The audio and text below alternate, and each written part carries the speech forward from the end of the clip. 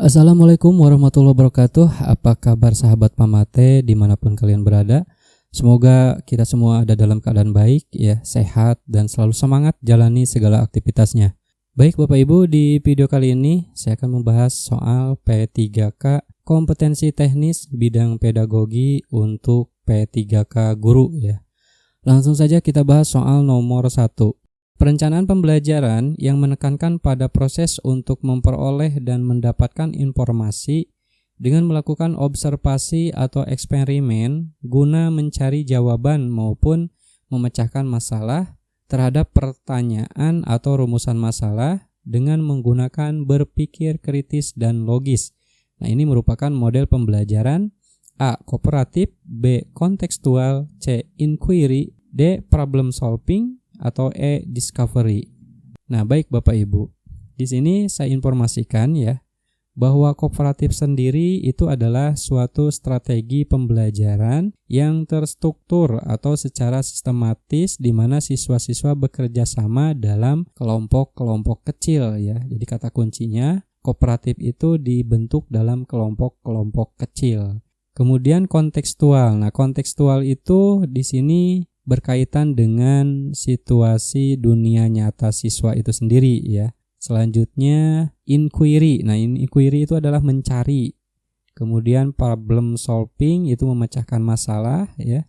Dan discovery learning itu adalah melibatkan siswa secara aktif ya. Jadi jawaban yang tepat untuk soal nomor 1 itu adalah C ya, inquiry. Lanjut ke soal nomor 2.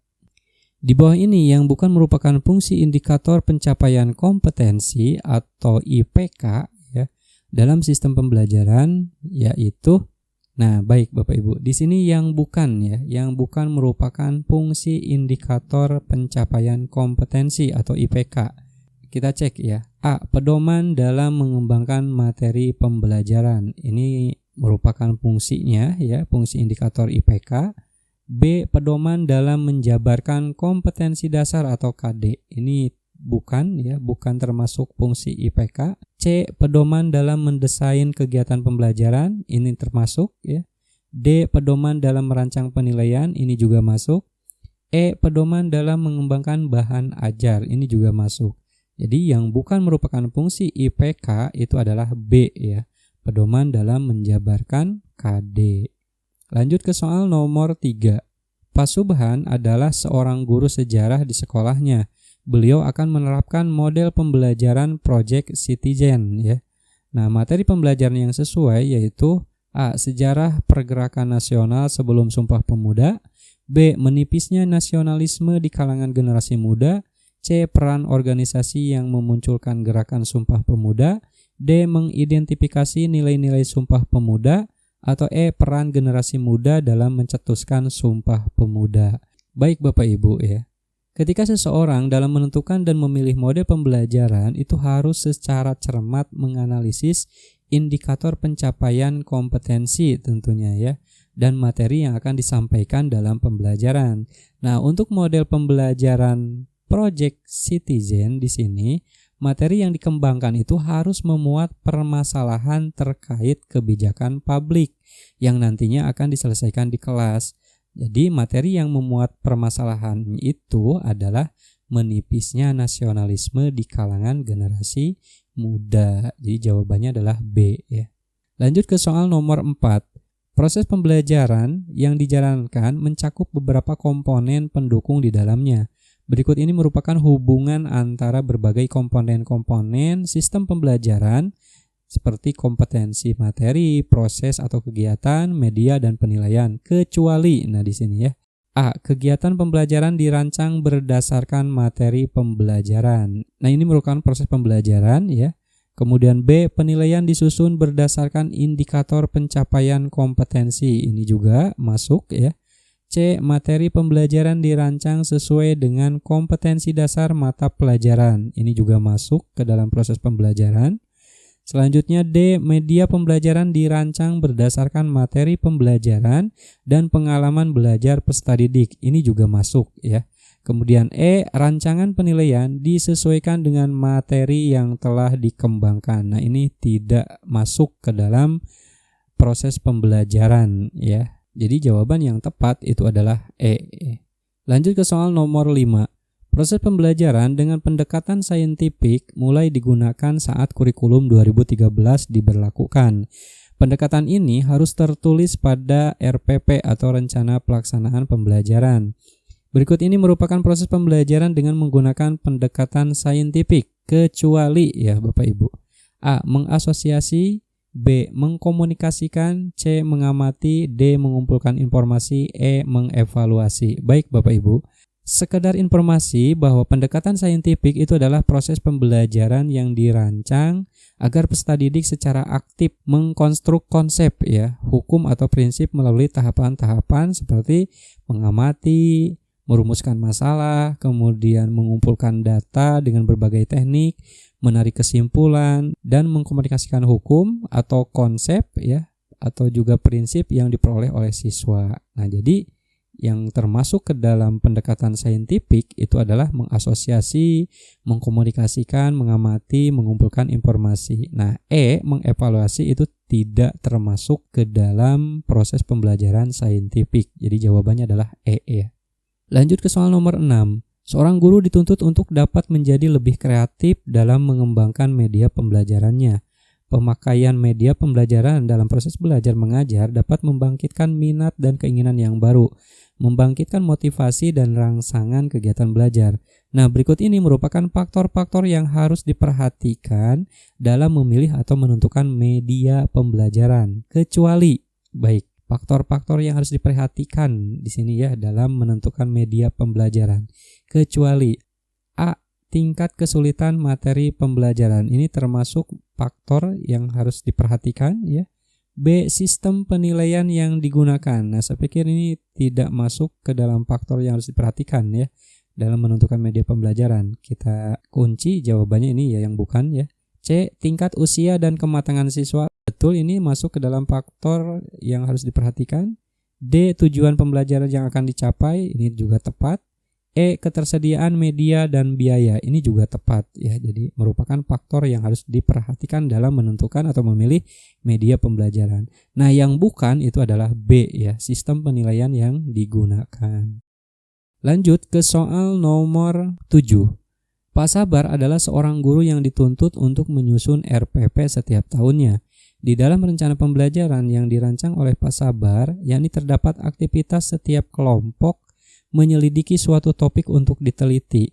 Contoh topik yang diangkat misalnya kehidupan masyarakat adat yang ada di Indonesia.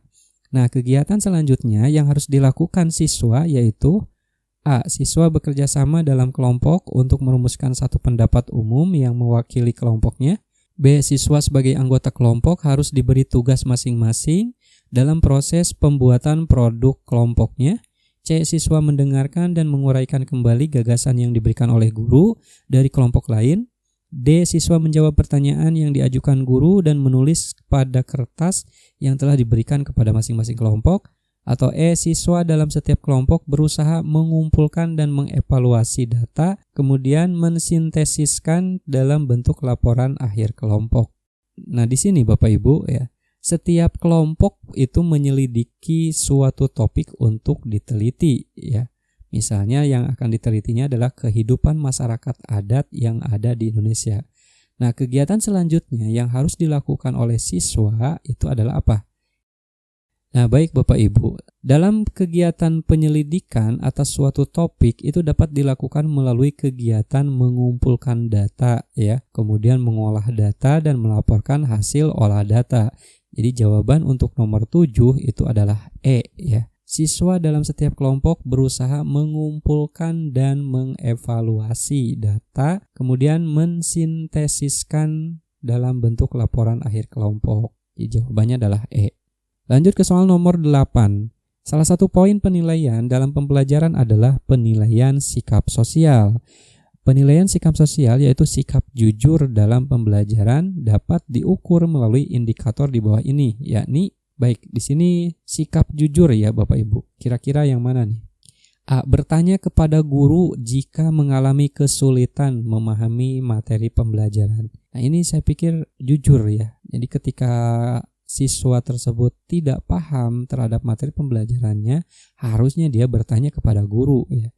Kemudian B, mengembalikan alat tulis yang dipinjam dari teman saat pelajaran berlangsung. Ini kurang tepat karena yang disoroti di soal itu adalah penilaian sikap sosial di sini. Yang ditilainya itu adalah sikap sosialnya. C, berbagi informasi dengan teman satu kelas tentang suatu peristiwa yang terjadi di sekitar. Ini juga tidak tepat. D, mengakui kesalahan di depan kelas pada saat pembelajaran berlangsung. Tidak tepat. E, mengumpulkan tugas pada waktu yang sudah disepakati bersama. Ini juga tidak tepat. Jadi yang tepat itu adalah A ya. Kenapa? Nah, karena penilaian sikap sosial itu jujur ya. Oleh guru mata pelajaran harus dilaksanakan saat mata pelajaran berlangsung. Sikap yang dinilai juga sikap yang generik dimungkinkan muncul pada semua peserta didik. Nah, bertanya kepada guru apabila tidak mengerti itu merupakan bentuk perwujudan sikap jujur apa adanya gitu ya. Jawabannya adalah A. Lanjut ke soal nomor 9.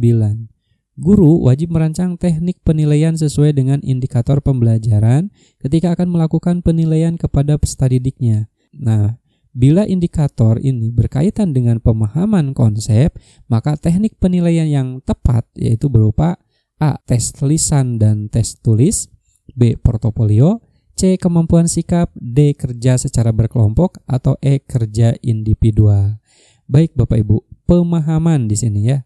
Pemahaman atas suatu konsep atau pengukuran ranah kognitif itu dilakukan melalui tes lisan ya harusnya. Tes lisan maupun tulis. Berarti jawabannya adalah A ya. Lanjut ke soal nomor 10. Seorang guru dalam memberikan penugasan proyek mengharapkan siswanya dapat mengambil manfaat dari pemberian tugas yang diberikan, di mana salah satunya adalah untuk menilai keterampilan, A. kemampuan mengaplikasi pengetahuan dalam suatu penyelidikan, B. pembelajaran secara terpadu yang telah dilakukan guru, C. melihat tingkat kemajuan peserta didik sejak awal pembelajaran, D. keterampilan menyelidiki peristiwa-peristiwa secara khusus, E. kemampuan merefleksi perkembangan peserta didik. Baik Bapak Ibu, di sini guru dalam memberikan penugasan proyek ya, maka mengharapkan siswanya dapat mengambil manfaat dari pemberian tugas yang diberikan. Nah, di mana salah satunya adalah untuk menilai keterampilan apa?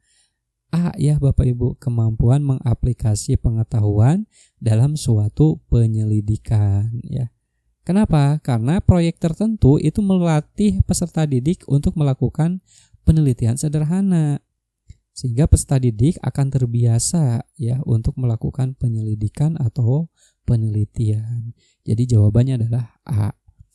Baik Bapak Ibu, demikian pembahasan soal P3K ya, kompetensi teknis bidang pedagogi untuk P3K guru ya. Dicukupkan sampai di sini, semoga bermanfaat ya, dan mudah-mudahan tahun ini Bapak Ibu bisa lulus P3K. Sekian, Assalamualaikum warahmatullahi wabarakatuh.